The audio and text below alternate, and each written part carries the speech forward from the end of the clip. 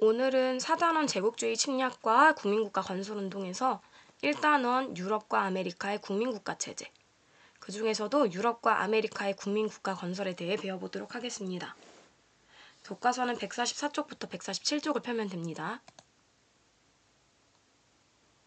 이번 단원에서 우리는 국민국가에 대해 배울 예정이에요. 그럼 도대체 국민국가가 뭘까요? 국민국가가 무엇인지 먼저 짚어보도록 하겠습니다. 배경은 시민혁명 이후 자유주의와 민족주의가 확산됐다라는 걸 들 수 있습니다. 이로 인해서 통일된 영토를 갖고 동일한 민족의식이나 이념을 지닌 국민을 소유한, 또한 이 국민들이 주권을 가지는 국가가 형성되게 되는데요. 그런 국가를 우리는 국민국가라고 합니다. 그래서 오늘날의 대한민국은 국민국가라고 볼 수 있겠죠. 통일된 영토, 같은 민족의식이나 이념을 지닌 국민 주권을 행사하고 있으니까요. 영국은 청교도혁명과 명예혁명을 거치면서 안정적으로 입헌군주제를 확립했기 때문에 안정적인 국민국가를 탄생시킬 수 있었고, 미국이나 프랑스도 여러 과정이 있긴 했지만 결국 공화정체제를 수립하게 됩니다. 또한 대내외 전쟁을 통해서 일체감을 강화하는 측면이 있었는데요. 전쟁은 없어야 하는 게 마땅하지만 사실 전쟁이 그 국내에서는 그 국내 인원들의 그런 사상이나 그런 이념을 통일시키는 데 기여를 하는 측면이 있습니다. 그래서 이런 일체감을 강화하는 데 전쟁이 이용되었고, 가장 대표적인 게 바로 나폴레옹의 유럽 정복 전쟁이라고 볼 수 있겠습니다. 이런 국민국가 탄생의 물결에 힘입어 이탈리아와 독일이 통일을 하게 되는데요. 오늘날의 선진국에 포함이 되는 이탈리아와 독일은 생각보다 통일이 굉장히 늦었던 국가였습니다. 배경은 프랑스 2월 혁명의 자유주의 물결이 이탈리아와 독일의 통일을 촉진하게 된 것입니다. 프랑스 2월 혁명은 이전 시간에 배웠었는데 1848년에 일어났던 프랑스의 혁명이었죠. 1861년 이탈리아는 사르디냐 왕국의 주도로 통일을 하게 됩니다. 먼저 사르디냐 왕국의 재상이었던 카보우르는 프랑스의 지원을 받아서 이탈리아의 중부와 북부를 통합하게 되고요.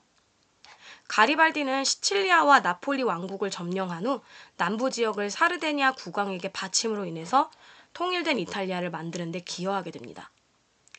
이탈리아는 남북으로 길쭉한 국가인데요.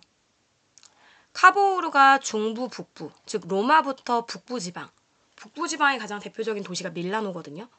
그 중부와 북부를 통일했다면 가리발디는 남부, 즉 로마 남쪽에 있는 지역, 가장 대표적인 도시는 나폴리, 그리고 시칠리아 섬 등을 들 수 있습니다. 이런 지역을 통일했던 건 가리발디입니다. 하지만 이 두 명의 그런 힘이 합쳐지면서 가리발디가 사르디냐 국왕의 남부 지역을 바침으로 인해서 오늘날의 통일된 이탈리아가 만들어지게 되는 것입니다. 하지만 이탈리아는 여전히 두 개의 이탈리아라는 이름이 붙을 정도로 남부와 그 중부 이북, 북부의 지방에 약간 그런 갈등이 좀 심한 편입니다. 경제 수준 차이도 많이 나는 편이고요. 이건 참고로 알아두기 바랍니다. 네, 이번에는 독일입니다. 독일은 프로이센이 주도해서 통일을 이룩하게 되는데요. 프로이센 중심 관세 동맹을 체결함으로 인해서 먼저 경제적으로 통일을 합니다. 경제적인 통일은 그들 간의 그런 경제적인 차이를 다 같은 체제로 묶는다라는 측면으로 이해를 하면 좋을 것 같은데요. 경제적으로 통일을 한다라는 건 정치적인 통일이 되기 이전에 모든 그 경제적인 걸 통일하여 체제를 맞춘다라는 것이기 때문에 의외로 굉장히 중요한 조건이기도 합니다. 이후 프로이센의 재상이었던 비스마르크가 철혈 정책을 내세우게 되는데요. 철혈 정책은 여기 아래 나와 있는 것처럼 철과 피를 중시하는 정책으로, 여기서 말하는 철은 군대를 의미하고 피는 전쟁을 의미합니다. 즉, 피도 불사하는 여러 가지 군사적인 중심의 정책을 통해서 통일을 이루겠다라는 걸 보여주는 게 비스마르크의 의지인데요. 이런 비스마르크의 철혈 정책으로 오스트리아를 물리치고 북독일 연방을 결성하면서 통일을 이뤄내게 되고, 이후 프랑스와의 전쟁에 승리해서 오늘날의 독일 제국이 수립되게 되는 것입니다. 오늘날의 독일은 제국이 아닌데요. 오늘날 독일의 역사의 시작이라고 볼 수가 있습니다.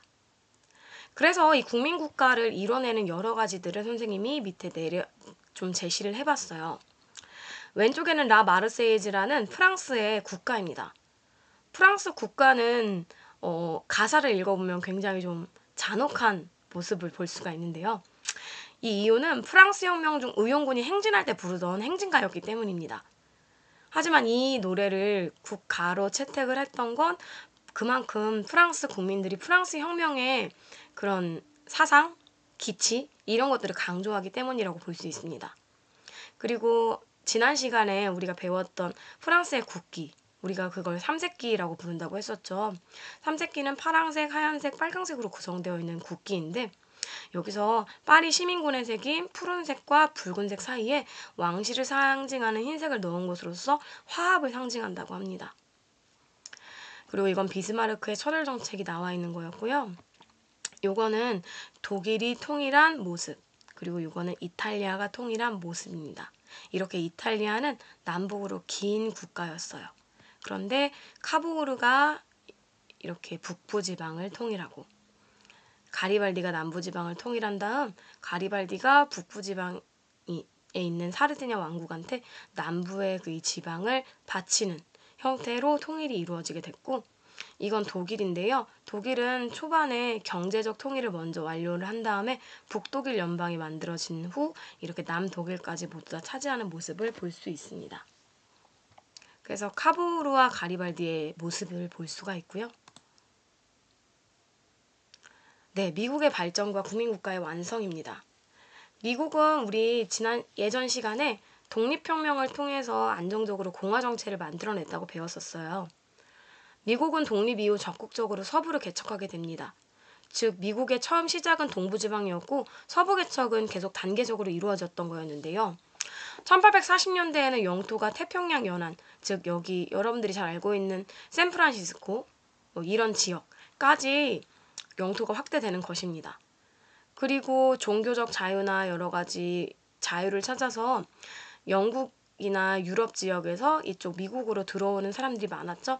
그래서 계속되는 이민으로 인구가 크게 증가하게 됩니다. 하지만 미국이 이렇게 내내 발전만 했던 것은 아닙니다. 전쟁을 한번 겪게 되는데요. 그걸 남북전쟁이라고 합니다. 배경은 남부와 북부가 대립하던 구조였어요. 남부와 북부는 경제 구조, 노예제에 대한 찬반으로 서로 다른 시선을 갖고 있었는데요. 북부는 상공업이 발달해서 상공업을 운영하기 위해서는 저렴한 임금을 받고 일하는 노동자들이 필요했습니다. 그래서 그들은 노예제 확대에 반대할 수밖에 없었는데 이게 노예제가 비인간적이어서 확대에 반대한다는 측면은 아니니까 유의하기 바랍니다. 어떤 측면이냐면 남부지방에 굉장히 많았던 노예 노동력이 농장에만 투입되는 게 북부지방 사람들은 아쉬웠어요. 자기네들은 상공업을 발달시키기 위해서 저렴한 노동력에 안정적인 수급이 필요한데 노예제, 남부지방의 노예제가 많이 번성을 하면서 남부의 노동력이 그 남부에만 머무르는 게 굉장히 아깝다고 생각을 했기 때문에 노예제 확대에 반대한 것입니다. 하지만 남부지역은 대농장이 발달했고 이 대농장은 예전부터 노예 노동을 통해서 만들어졌기 때문에 노예 노동력을 활용함으로 대체로 노예제에 찬성하는 측면을 보였습니다. 이렇게 남부와 북부가 서로 바라보는 시선이 달랐던 거죠. 하지만 노예제를 반대하는 링컨이 대통령에 당선되면서 남부지방 사람들이 연방을 탈퇴하게 됩니다. 이로 인해서 남부와 북부의 대립이 격화되면서 결국에는 1861년에 미국 내부에서 남북전쟁이 일어나게 됩니다. 초기에는 남부가 우세했습니다. 노예 노동력을 가지고 있기 때문에 뭔가 그들을 더 활용하기가 쉬웠기 때문이기도 하겠죠. 하지만 링컨이 전쟁 중에 노예 해방령을 발표하게 되고 남부지방에 있었던 흑인 노예가 자유를 찾아서 북부군에 가담하게 되면서 남부가 우세했던 초기의 그런 상황이 뒤집어져 버리고 인구와 공업 발전 측면에서 우세했던 북부의 승리로 결국 종료가 되게 됩니다. 그 결과 이제 북부가 최종적으로 승리하긴 했지만 링컨이 생각한 건 남부와 북부의 전체적인 통합이었던 거죠. 그래서 링컨은 그 이후에 여러 가지 활동 등을 통해서 남부와 북부의 하나된 미국을 만들기 위해 노력했고 그 결과가 바로 대륙횡단 철도에서 보여지게 됩니다. 대륙횡단 철도는 동부 지방과 서부 지방을 이렇게 하나로 연결하는 측면이에요. 그래서 남쪽에도 이렇게 철도가 만들어지고 중부 지방에도 철도가 만들어지고 북부 지방에도 철도가 만들어집니다. 이런 대륙횡단 철도는 국가 통합을 촉진하게 되고 결국 미국은 세계 최대의 공업국으로 성장하게 되는 것입니다. 남북전쟁이라는 아픔이 있긴 했지만 세계 최대 공업국으로 성장했던 미국의 모습, 이런 과정을 잘 기억해 두도록 하세요. 네, 마지막으로 라틴 아메리카 각국의 독립을 보고 마치도록 하겠습니다. 라틴 아메리카는 우리가 생각하는 남아메리카와 중아메리카를 말합니다. 즉, 북부 아프리카는 앵글로 아메리카라고 부르고 남아메리카는 라틴족이 식민 통치를 했기 때문에 라틴 아메리카라고 부르는데요. 이 지역은 에스파냐와 포르투갈이 신항로 개척을 통해서 차지한 지역으로 이 국가의 오랜 식민 지배를 받아왔었습니다. 하지만 이 지역도 미국의 독립과 프랑스 혁명의 자극을 받아서 독립운동이 전개되게 되고 19세기 초 나폴레옹 전쟁으로 인해서 유럽이 혼란을 겪게 되면서 잠시 이런 여러 유럽 국가들이 여기에 이렇게 좀 관심을 많이 못 둔 상황을 틈타서 많은 국가들이 독립을 하게 되는데요. 특히나 영국은 새로운 시장이 필요했기 때문에 영국은 사실 여기랑 관련이 없었던 국가였잖아요. 영국은 위쪽만 차지했지. 그래서 영국은 새로운 상품 시장을 필요로 했기 때문에 라틴 아메리카의 독립을 지지하게 됩니다. 결국에 국가는 외교적인 측면에서 자신의 국가의 이익을 위해서 행동하게 돼 있거든요.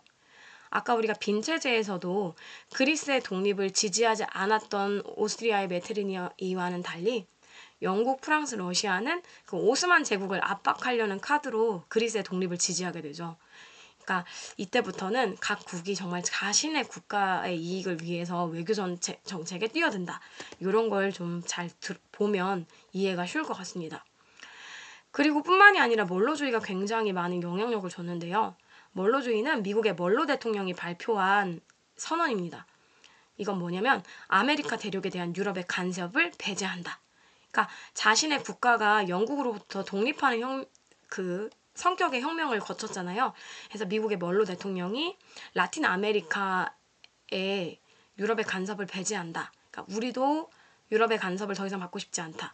즉 아메리카는 각각의 그 나라들이 독립을 할 수 있게끔 유럽이 더 이상 간섭하지 말라라는 걸 강조한 게 바로 멀로주의라고 볼 수 있습니다. 내용은요. 아이티는 프랑스로부터 독립을 하게 되고 볼리바르의 활약으로 베네수엘라, 콜롬비아, 볼리비아 등이 독립하게 됩니다. 또한 멕시코, 브라질 등 대부분의 국가가 19세기 전반에 독립을 쟁취하게 되는데요.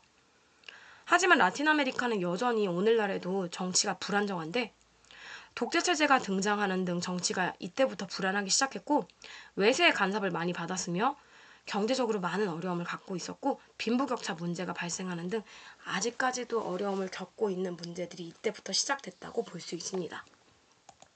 오늘은 여기까지 하겠습니다.